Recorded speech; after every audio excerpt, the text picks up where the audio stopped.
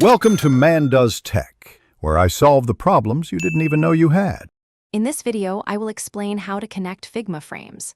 First, begin by selecting the specific frame or object you want to initiate an interaction from. Once your element is chosen, direct your attention to the right-hand sidebar. Here, you will find several tabs. Click on the one labeled Prototype to switch into the prototyping interface.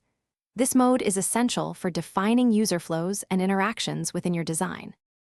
Now that you are in prototype mode, you will notice a small circular handle appearing on the right side of your selected frame or object. This is your connection noodle.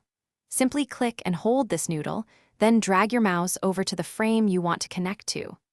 As you drag, a blue line will visually represent the connection you are creating between the two elements. After successfully dragging your connection noodle to the destination frame, an interaction details panel will pop up on the right. This is where you define how the interaction behaves.